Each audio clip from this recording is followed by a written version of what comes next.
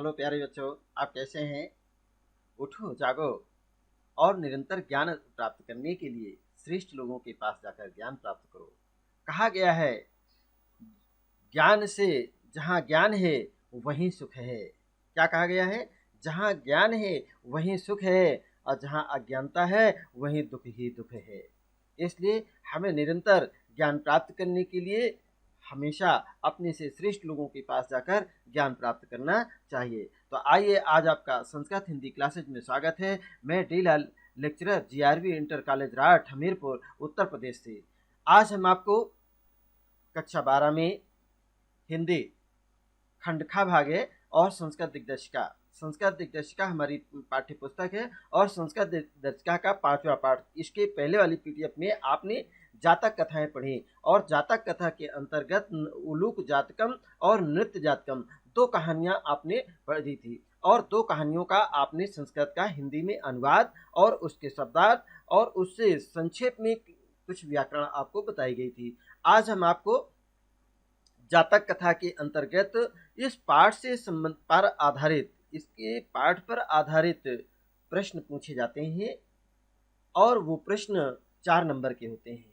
2 number का एक प्रश्न होता है, तो वो 2 प्रश्न आपसे पूछे जाएंगे और परीक्षा के लिए उपयोगी होते हैं। और इसी पीडीएफ के अंतर्गत हम आपको इस पाठ पर आधारित सूक्तिपरक वाक्य की व्याख्या भी करेंगे।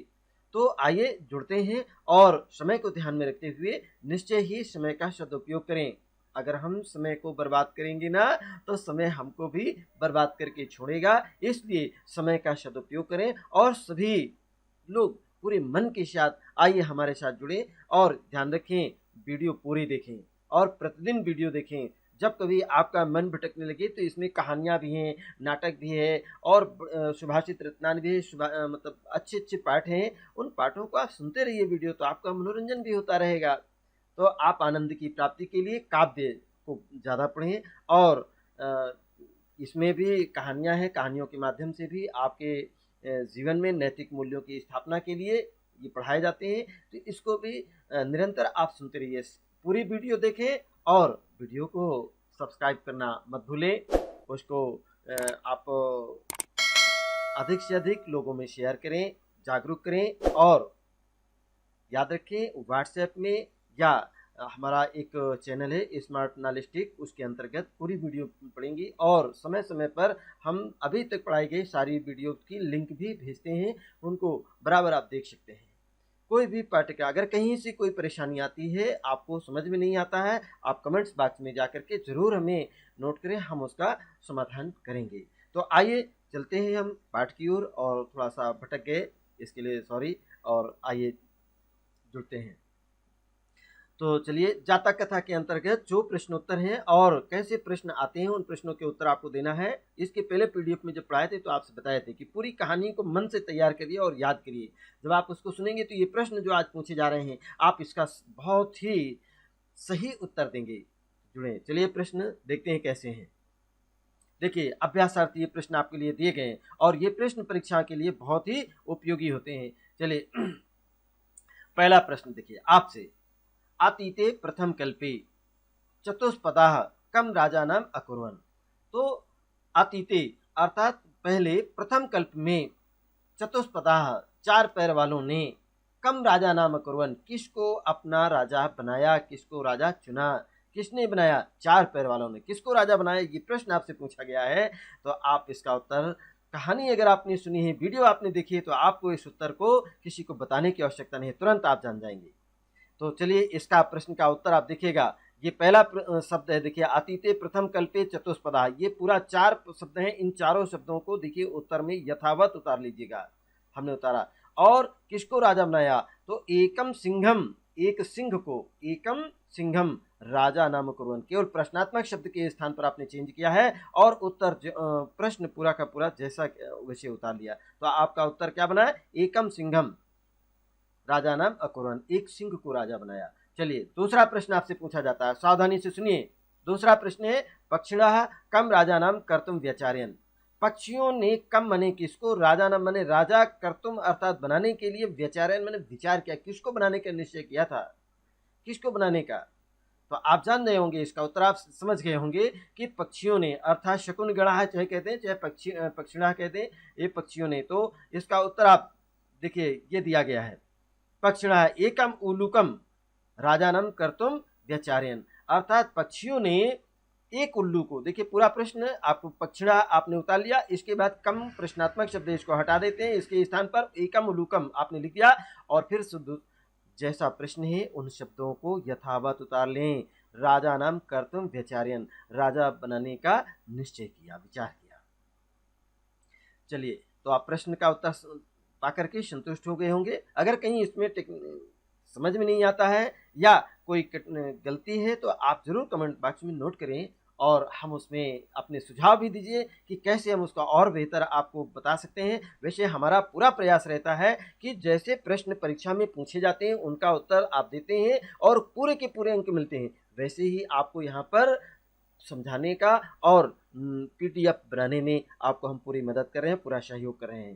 तो आप हमारा भी सहयोग करें, इसके लिए आपसे इतनी ही अपेक्षा करता हूँ कि आप ज़रूर अधिक से अधिक इसको सब्सक्राइब करना, लाइक करना मत भूलें।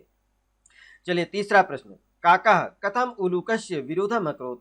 काका, इसको हिंदी में समझिए, काका माने क्या होता है, कौवा, कथम माने कैसे, उलूकस्य उल्लू का, मतलब किन कारणों से उल्लू का विरोधम अकरोत विरोध किया करता है, अर्थात अकरोत माने किया, अकरोत यहाँ विरोधम धन अकरोत विरोध किया, कैसे उसका किन कारणों से विरोध किया, उन कारणों को आपको देना है। देखिए तीसरे प्रश्न का उत्तर आप जान गए होंगे, काका भीषण आकृति कारणात, किसके कारण, भीषण आकृति होने के कारण, उसकी बनावट ऐसी थी, उसका देखिएगा उल्लू को आपने देखा होगा, उल्लू की आकृति कैसी, देखने में कैसे बड़ी बड़ी आंखें, दिन में दिखाई नहीं देता है, कम उसको दिखता है, रात्रि में दिखता है, और भीषण आकृति, उसका मुख देखने लायक नहीं होता है। अगर कहीं अच्छे मार्ग पे आप जा रहे हो तो बताते हैं उल्लू का दर्शन करना आपके लिए कल्याणकारी नहीं होता है। तो अवश्य देखें, काका भीषण आकृति करणात, अर्थात भीषण आकृति करने के कारण उलूकस्य, यहाँ पर शब्द आया ना उलूकस्य विरोधम अकरोत, तो वही शब्द आपने यहाँ नोट कर दिया है, उलूकस्य विरोधम अकरोत, उल्लू का विरोध किया। किसने विरोध किया था, काका कौवे ने, किस लिए किया था, भीषण आकृति कारणात। आपको इससे आप संतुष्ट हो गए होंगे। और चलिए चौथा प्रश्न अगला है, पक्षिणो अंते कम राजा नाम कुरुन, और पक्षियों ने अंत में, कम मने किसको, राजा नाम कुरुन, किसको राजा अंत में बनाया था, पक्षियों ने अंत में कम मने किसको राजा नाम अकुर्वन, अर्थात पक्षियों ने अंत में किसको राजा बनाया।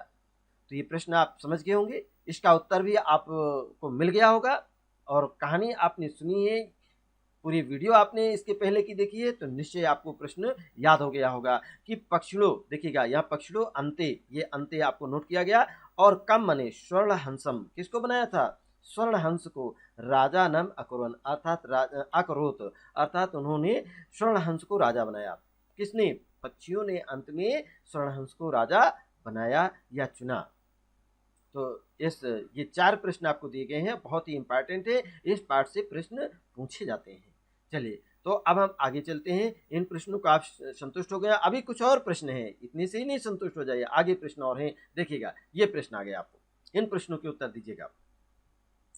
तो इसमें देखिए 5वां प्रश्न आपसे पूछा जाता है, ईदृशो राजा में हम न रोचते, ये राजा मुझे अच्छा नहीं लगता है, कश्युक्ति, या इसको राजा बनाना मुझे अच्छा नहीं लगता है, और इति कश्युक्ति, ये किसने कहा था, तो ईदृशो राजा में हम न रोचते, ये पूरी सूक्ति देखिए जैसी सूक्ति है, इसको आप यथावत यहाँ पर उतार लीजिए। ये देखिए ईदृशो राजा में हम न रोचते, और इति कश्युक्ति, ये कश्य के स्थान पर आपको चाहिए, इति और कश्य के स्थान पर आपने काकस्य लिख दिया है, और उक्ति है उसी प्रकार आपने नोट कर दिया। तो कितना सरल है इस प्रश्न को उत्तर बनाना, अर्थात मेन शब्द है काकस्य, तो काकस्य आपने नोट कर दिया, और उक्ति है काकस्य उक्ति, पूरा प्रश्न जैसे लाइन में दिया गया उसी प्रश्न को यथावत यहाँ पर उतार लीजिएगा। देखिए ये दृश्यम राजा में हम न रोचते, इति काकस्य उक्ति, कौवे की उक्ति, कौवे के द्वारा कहा गया है। तो आइए अगला प्रश्न देखते हैं।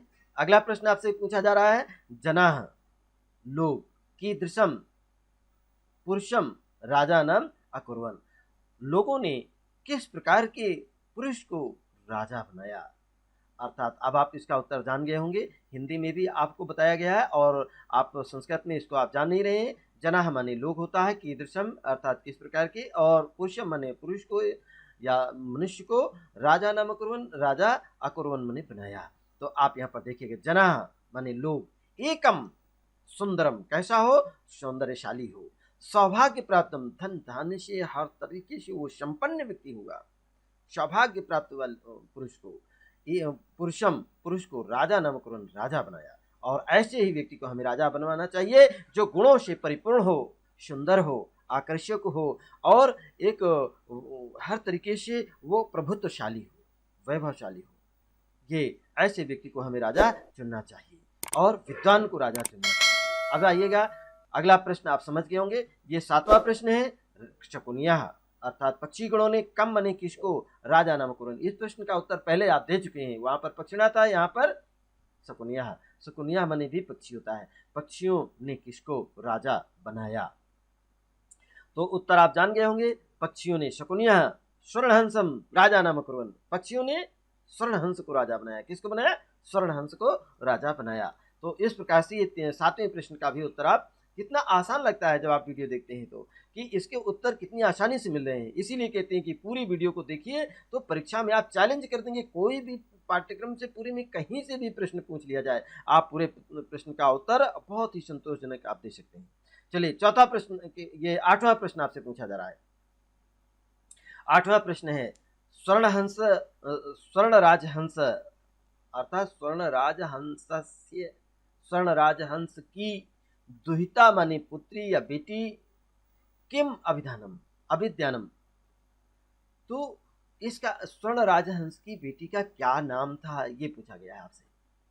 आप इसमें 8वें प्रश्न का उत्तर आप समझ रहे होंगे। ये दिया गया है, स्वर्ण राजहंस से दुहिता हंस पोतिका अभिद्यानम, अर्थात स्वर्ण राजहंस की पुत्री का नाम हंस पोतिका था, हंस पोतिका के नाम से वो जानी जाती थी। चलिए इन प्रश्नों के उत्तर आपको मिल गए, आप इससे संतुष्ट हो गए होंगे। तो आइए इसी के साथ कुछ प्रश्न और हैं, अब हम आगे बढ़ते हैं और उन प्रश्नों को भी आप बहुत संतोषजनक उत्तर देंगे। चलिए देखिएगा, ये आया आपके यहाँ, ये 9वां प्रश्न आपसे पूछा जा रहा है। हंस पोतिका अर्थात ये हंस पोतिका हंसराज की पुत्री थी। हंस पोतिका पति रूपेण कस्य वर्णम अकरोत, हंस पोतिका ने पति के रूप में कस्य माने किसका वर्ण किया, अकरोत माने किया। तो आप क्या बताएंगे, हंसों की राजा ने, हंस पोतिका ने। देखिएगा आप करते क्या हैं, चुनाव करते समय किसी भी बहन बेटी का कोई भी व्यक्ति जब किसी वस्तु को आप खरीदने जाते हैं, बहुत सादी सी, आप जब मार्केट में जाते हैं कोई वस्तु खरीदने जाते हैं तो उसको एक वस्तु को नहीं देखते हैं, उससे संबंधित उसी वैरायटी अर्थात कई प्रकार की किताब देखते हैं। जैसे आपने किताब लेने गए तो कई लेखकों की किताबें आप खरीदते हैं और उसमें देखते हैं कि किस किताब में अच्छा मैटर दिया गया है और आपको आसानी से समझाया गया है, उसी को आप चयन करते हैं। और आप मार्केट में गए, जैसे कि हम एक शर्ट का कपड़ा, पैंट शर्ट का कपड़ा लेने जाते हैं तो उसका रंग भी देखते हैं कि हमें कैसा अच्छा लगेगा हमारे रंग पे, उसकी क्वालिटी भी देखते हैं, उसके अंदर गुणों को देखते हैं कि ये कितना सुंदर है, कितना ये मजबूत है, ये कितने टिकाऊ है या नहीं है, इसको आप ध्यान में देखते हैं। इसी प्रकार से आप देखिए, जब किसी को आप राजा बनाएं तो गुणों से परिपूर्ण हो, उसको क्या सुंदर होना चाहिए, गुणों से परिपूर्ण होना चाहिए। और जब किसी को पति पत्नी के रूप में आप वर्ण करते हैं तो उसमें भी किसी के मात्र मुस्कुरा देने से, किसी के मीठा मीठा मात्र बोल देने से, किसी के हंस देने से ही आप उसको उसका वर्ण न करें, बल्कि आप पहले उसके अंदर जा करके उसको गुणों को देखें, उसको पहचानें। और मान लीजिए आपने उसका वर्णन कर लिया और वर्णन करने के पश्चात फिर आप उसकी कमियों को ढूंढें, उसको गुणों को ढूंढें, उसकी जांच पड़ताल करें। अगर आप जांच बाद में करते हैं तो आपकी बुद्धिमानी नहीं होगी।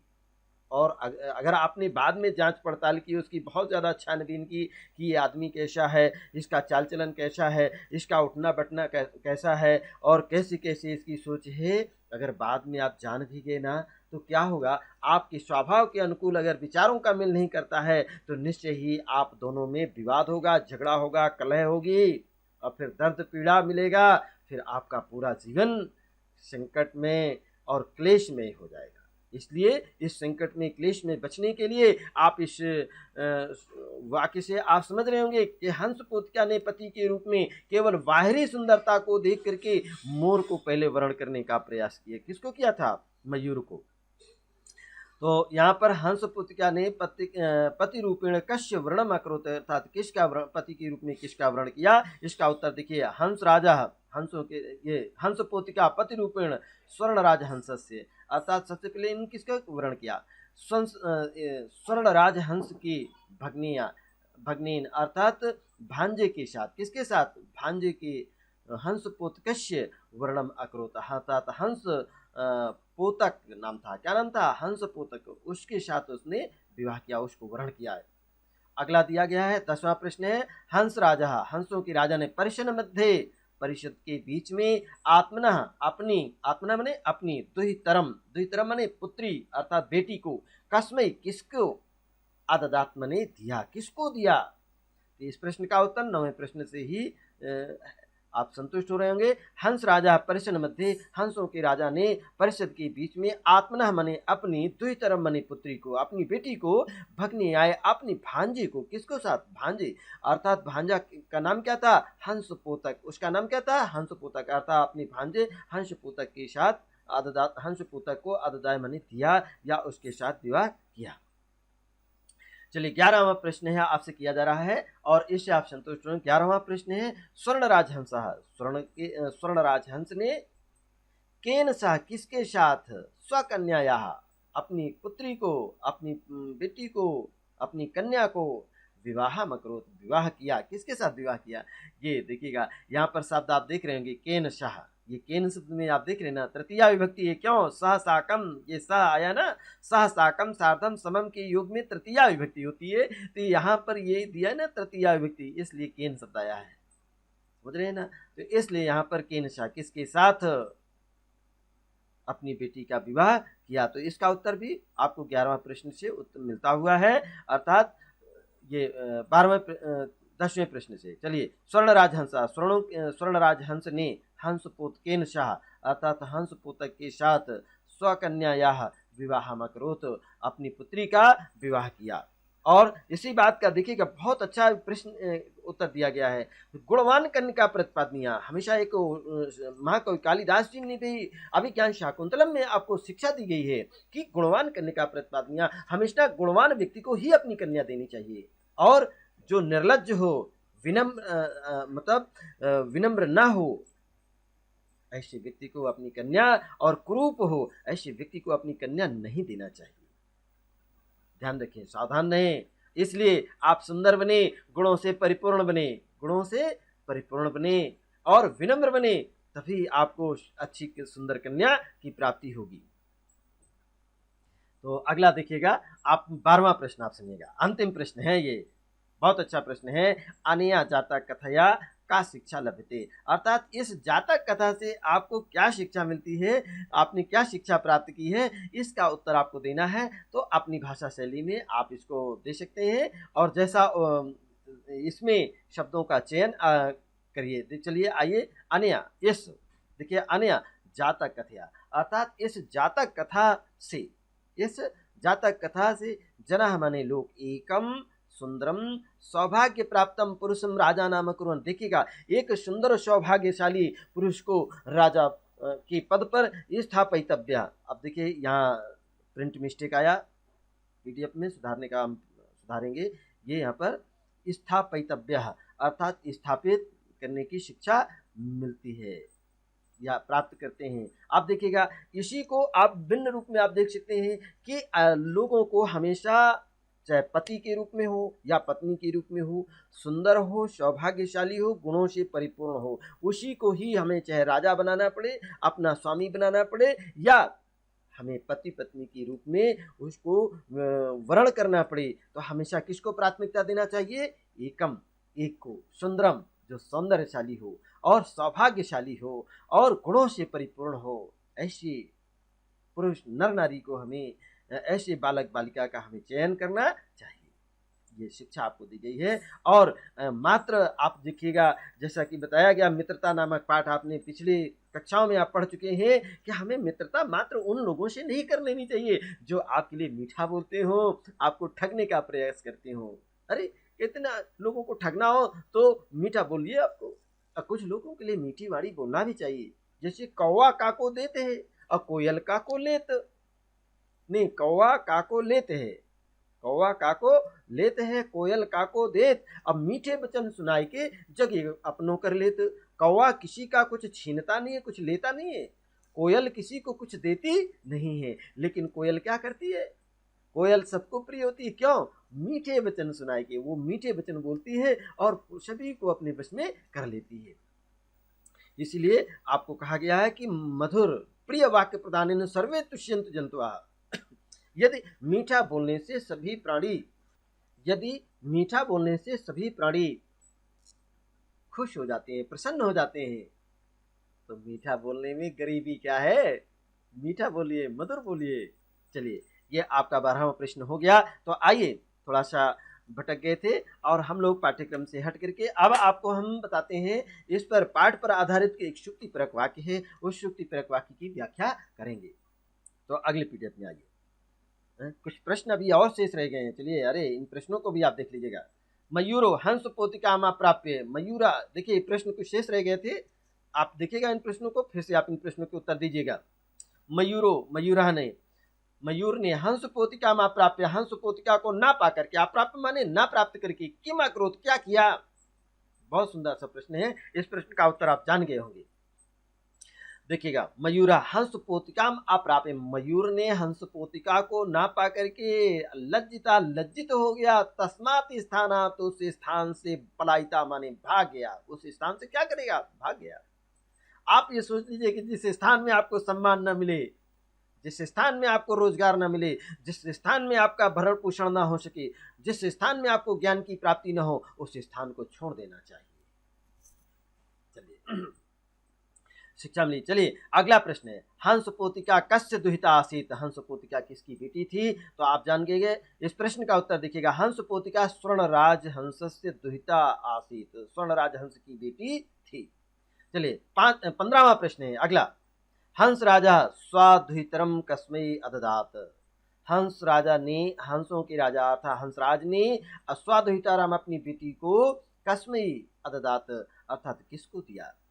हंसराज स्वाद्वितरम कस्मै अददात, हंस राजा स्वाद्वितरम मणिवर्ण ग्रीवम चित्रप्रेक्षणम मयूरम अददात, हंस पोतकम अददात, यहाँ पे मयूरम ना आकर के हंस पोतकम अददात, हंस पोत को दिया है, या तो यहाँ पर ना अददात, किसको नहीं दिया यह पाता, तो ये प्रश्न का उत्तर होता है।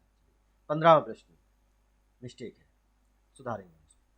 16वां प्रश्न है, मत्स्या कम राजा नाम कुरन, मछलियों ने किसको राजा बनाया? इस प्रश्न का उत्तर देखिएगा, मछलियों ने, मत्स्या आनंद मत्स्यम राजा नाम कुरन, मछलियों ने आनंद मत्स्य को अपना राजा बनाया। चलिए, कुछ आगे चलते हैं और इसी के साथ मात्र 2 प्रश्न और शेष रह गए हैं, इन प्रश्नों को आप उत्तर दे दीजिएगा, इसके बाद हम आपको श्रुति परक वाक्य बताएंगे। तो मयूरा कीदृशः आसीत्, मयूर कीदृशः कैसा, आसीत् माने था, मयूरः मणिवर्ण ग्रीवः, वो मणिवर्ण नील मणि के सदृश उसकी ग्रीवा माने गर्दन थी, चित्र प्रेक्षणम अर्थात उसके लंबे पंख और देखने में सुंदर था, च आसीत। 18वां प्रश्न है, हंस पोतिका कीदृशी आसीत, बहुत छोटा सा प्रश्न है और 2 नंबर का है, हंस पोतिका कीदृशी माने कैसी, आसीत माने थी। तो आप इसका उत्तर जान गए होंगे, हंस पोतिका अतीव रूपवती आसीत, हंस पोतिका बहुत ही रूपवती थी, सुंदर थी। तो ये प्रश्न आप समझ गए होंगे, हंस पोतिका बहुत ही सुंदर थी। चलिए, आगे चलते हैं। अब आपको एक शुक्ति परक वाक्य है, उसकी हम व्याख्या करेंगे, तो तैयार हो जाइए सुनने के लिए। देखिएगा, शुक्ति परक वाक्यों की संदर्भ से हिंदी में व्याख्या करना था और इसको आप पहला, ये एक ही शुक्ति है इस पाठ के अंतर्गत और अक्सर कर ये पूछी जाती है, अक्रुद्धस्य मुखम पश्य कथम क्रुद्धो भविष्यति। ये शुक्ति परक वाक्य बेटा क्यों आपको बताए जा रहे हैं?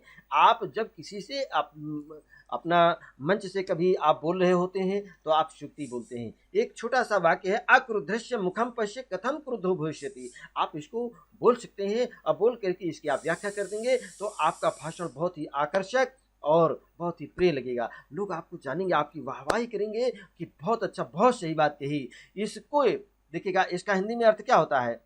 इसके क्रोध रहित मुख को देखो, ये क्रुद्ध होने पर कैसा होगा? जब ये क्रोध से रहित है, राजा के पद पर बैठाया जाने रहा है, तो इसका मुख ऐसा है, देखने लायक नहीं है। कथम क्रुद्धो भविष्यति, जब ये नाराज हो जाएगा, क्रोधित होगा, तो इसका मुख कैसा होगा?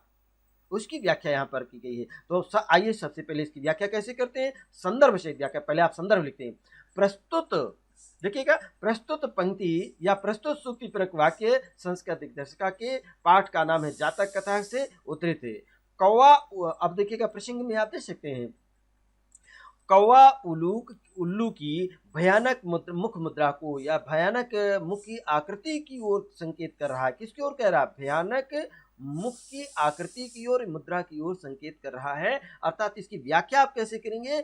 पक्षियों द्वारा उल्लू को राजा बनाया जाना। भाई पक्षी लोगों ने देखा तो सबसे पहले उल्लू को कह दिया कि उल्लू को ही राजा बना दिया जाए। और आज भी आप देखिएगा, आज समाज में जब अपना नेता चुनते हैं, अपना विधायक चुनते हैं, सांसद चुनते हैं या प्रधान चुनते हैं, तो किसको आप बनाते हैं? लोग कहते नहीं है कि किसी उल्लू को बैठा दो सीट पे और उसके पीछे बड़े बड़े लोग, अपना चाटुकार लोग उसको जो है अपना नीचे काम करते रहते हैं और सारा लाभ लेते रहते हैं, उल्लू को नाम मात्र का बैठा रहते हैं।